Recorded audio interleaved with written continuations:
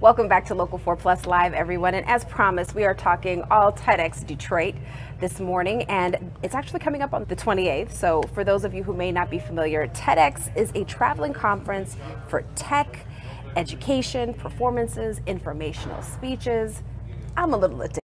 You know, once I start watching them on a YouTube feed, I just get lost in this abyss of hours and hours of what I consider to be amazing conversation and amazing lectures. Today we are joined by one of those speakers who is known for getting people out of their seats, and we have one of the curators who gets to select who actually engages and gets to give one of these TEDx talks in Detroit. So I'd like to welcome and introduce you all to Dr. Eddie Connor and Charlie Wolberg, who is the curator of TEDx Detroit. Hello, it is wonderful to have you.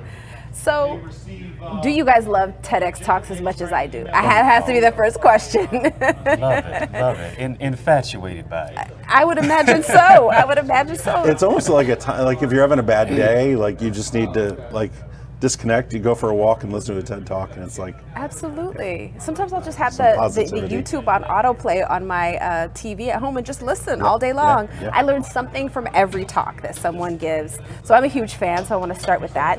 But Dr. O'Connor, let's start with you. What got you started in being a motivational speaker? Tell us your journey. Well, yes. 2023 marks 23 years of me being cancer-free.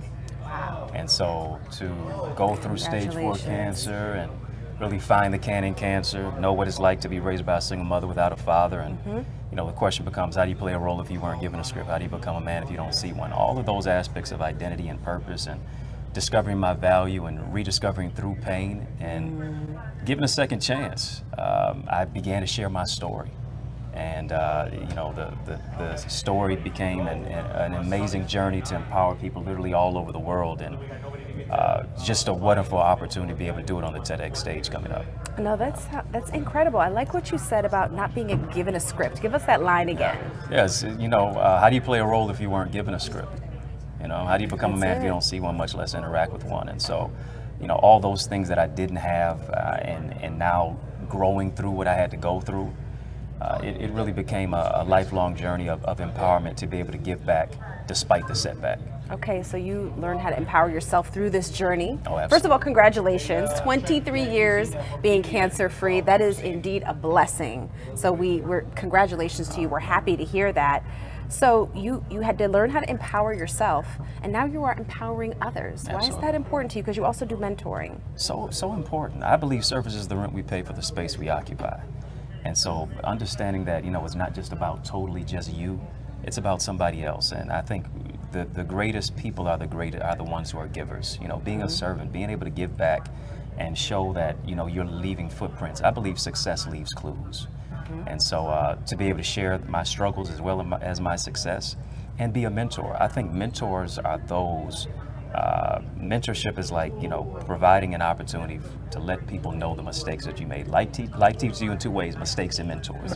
It's better to learn from the mistakes of a mentor than to make your own. Absolutely. So I couldn't agree with you more about that. Yeah, I couldn't agree. And before we turned the cameras on, I was talking to you guys about my mentor. Everything you just said, I was like, yeah, that's exactly what I got from it, which is why I'm kind of like focusing on that as you go through something and you empower someone else to live a better life about things that you were never given a script about. So what should people expect when they see you at TEDx Detroit? Oh, it's going to be an absolute expansion of empowerment, inspiration, ideas, impact, just influence, and just really tapping into people's imagination, helping them to dream bigger than ever before, beyond just their budget or their bank account or their boulevard. Detroit is just a wealth of ideas, and we have a wealth of talent here. So I'm honored to be one of those individuals who's going to be, placed on the stage with so many other speakers who are sharing their journey, sharing what the great things that we are doing. Forbes magazine said Detroit is one of the most miserable cities in the nation. I take umbrage to that, and I say we're one of the most motivated. That's right. And you're going to see it. People are coming from near and far, and it's going to be an absolute empowering time. If you don't have your ticket, go get it now. Yeah, make that happen. Make that happen. My favorite quote about Detroit is, whatever you believe about Detroit, the opposite is also true.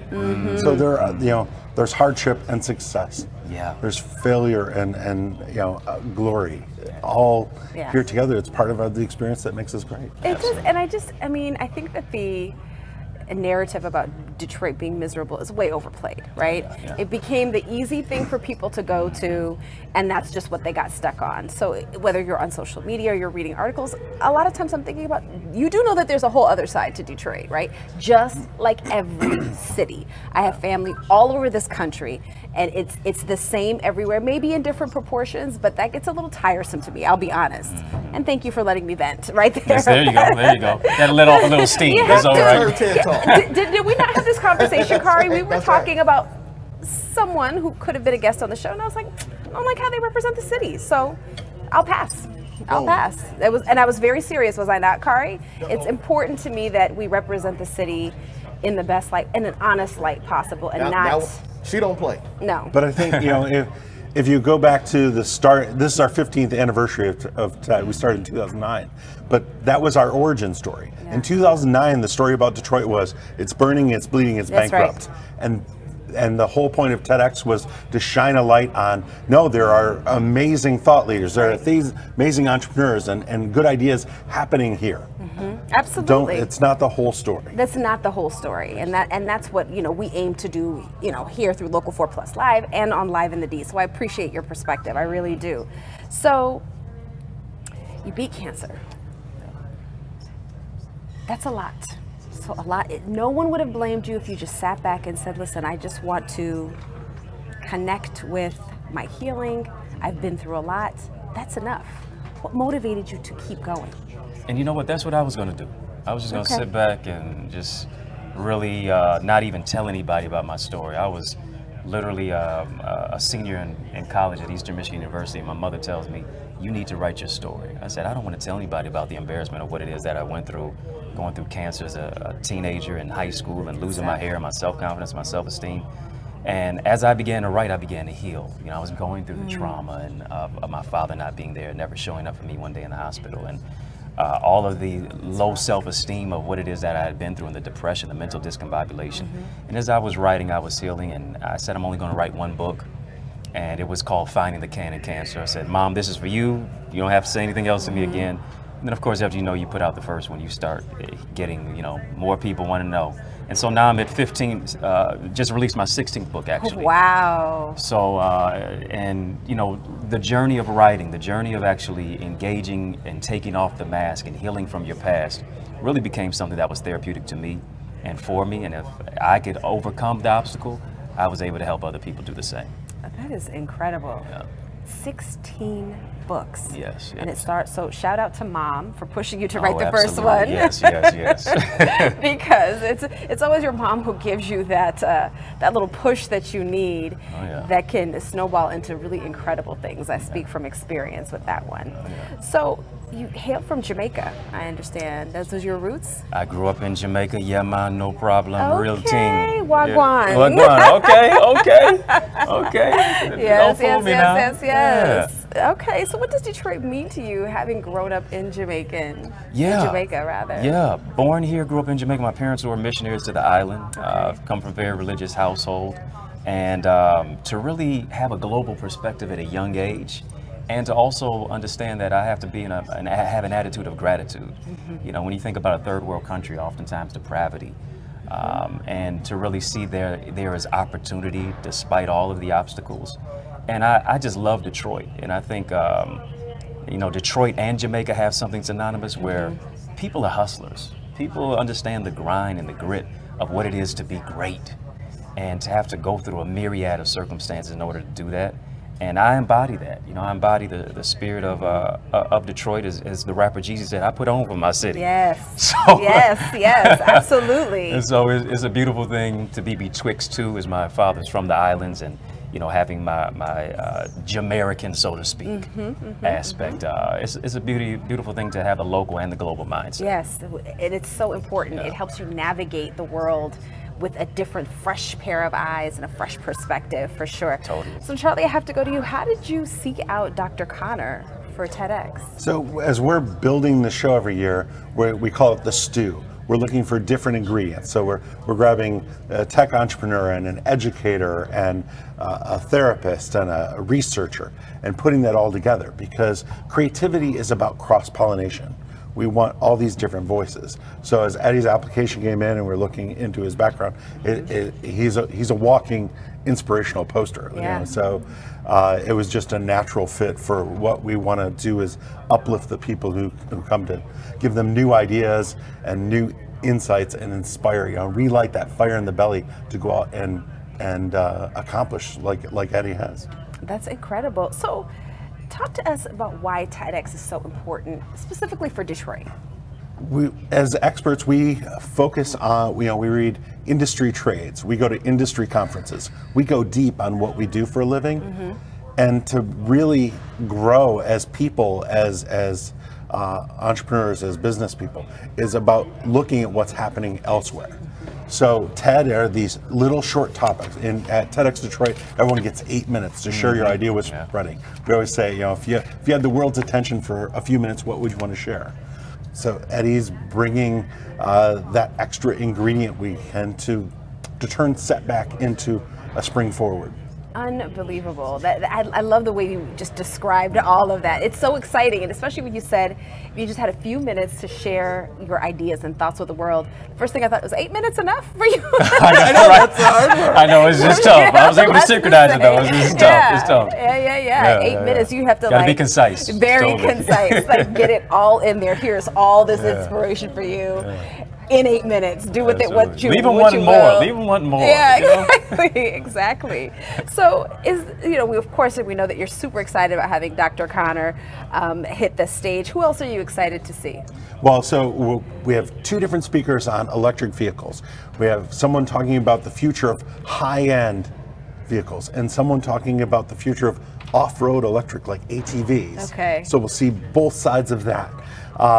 We have comedians and magicians and singers. That E in TED stands for entertainment. It was originally an acronym that meant technology, entertainment, and design. Entertainment and design. I thought it was education. But education, the X is education. It's medicine. It's entrepreneurship. We have two different CEOs speaking. We have two serial entrepreneurs who've started multiple businesses, and we have a couple entrepreneurs who are just launching their idea. We'll be talking about the future of democracy and the future of education. We have two different chefs that are taking the stage. Super exciting. So it's just a way to kind of mix, it takes the Etch-a-Sketch of the things that you're always looking at, shakes it up so you can create something new in your work and in your life. Very, very, very exciting. So I have something else I want to share with you guys. Our beloved Kari, producer extraordinaire, was also a TEDx alum from 2011. Which is crazy. But Kari, tell us a little bit about what you did, because you combine music with technology. Yeah. So, look. Long story short, I'm in a group. What we ended up doing in that group was taking Twitter and rap and putting it together. So we had the people that were in the building at the time. Anybody that might have been watching online, we had them send us tweets to our Twitter handle. And then we did some freestyling within that 8-minute block that we had, you know what I mean? So we had to get people ready, and it seemed like we didn't suck. So. No, it was great. The hook was great. It was great. Can we hear some? Can we hear some? Yeah, let's hear some of the hook. This is easy as 1, 2, 3. When you send us a tweet, we'll rap what's on screen. This is easy as 1, 2, 3. Now presenting STRYFE. The smallest piece and they split it. I'm here with Detroit City, I'm Strife, and we ask everybody if they can dig it. They scream woo, yeah we can, no Bologna. I spit with sanguine off the top of the dome and flow cold as North Pole snow, bruh. Once again, dig it. I inspire MCs to spit it with passion and wisdom. They love it, cause I'm going bananas when I'm rapping, attacking y'all. It's spicy as the salsa that we have with the nacho chips from coming inside. Rapping with blissfulness, delivering and rip rhymes is awesome. Got the power, don't need to breathe though. When I come through MCs, they fall on their knees though and worship the masterful. Blasting you when I'm rapping, attacking them, coming through with handfuls of rapping truths who still smash them. If they really don't understand how we will pass them and dash them and smash them. Look, this is easy as 1, 2, 3. When you send us a tweet, we'll rap what's on screen, y'all. This is easy as 1, 2, 3. When you send us a tweet, we'll rap what's on screen, y'all. This is easy easy as 1, 2, 3. You send us a tweet, we rap what's on screen. Yo, this is easy as 1, 2, 3. Yo, time never cut when you spit us on the screen. Some of the best people all in the lander, kings of Detroit like So this year our music artists, we have Al Bettis, who's an incredible singer-songwriter, this kind of acoustic soul. We have Lil Trey, who's a rapper. We have a pop artist. We have Louis Lee, who's a country artist. Okay. But then we have AI versus rap. Oh. And so we're going to do a battle rap with a live rapper and Microsoft's AI. I'm there. Oh, wow. I'm there. That is so cool. I'm a little AI obsessed, so Wow. let me put that out there now. We've done story after story after story after. We have this thing that we call the No Adult Left Behind project, where we talk about artificial intelligence because it's changing so rapidly, and it feels like the kids know everything, but you know, the adults, we have to stay up on it. That is such a cool concept. Who came up with that? Did you come up with that? No, Hodge Fleming's one of our speakers. He's talking Very about cool. the future of AI, and then we will do this performance. We also have Terry White from Adobe, he's their director of photography. He's talking about AI is affecting photography and graphic design. Yeah. I've done a couple stories about that. It's getting interesting out there in terms of the world of AI. But no, this is all so cool. So how can people get tickets? How can they attend? So it's 2 weeks from today.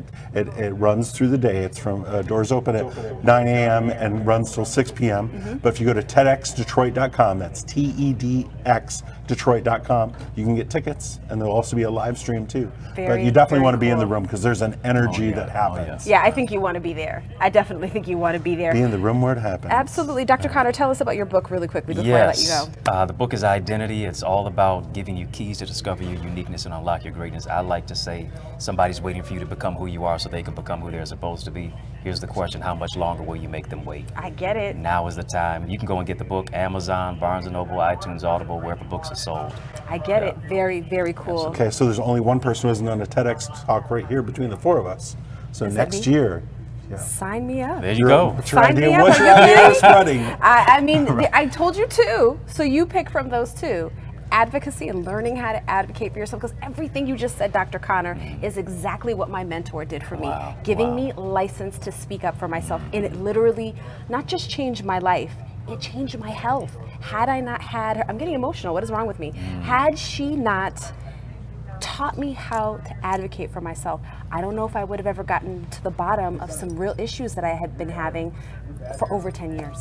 For over 10 years, so it's incredible. And I'm getting emotional, but now it's time for a news break. We have past talk, a present talk, a future talk. I'll take it. Past, present, future, all in one. Yes. We'll see you in 2 weeks. Okay, cannot wait, you guys. We will be right back with more Local 4 Plus Live. Let's get into the news break.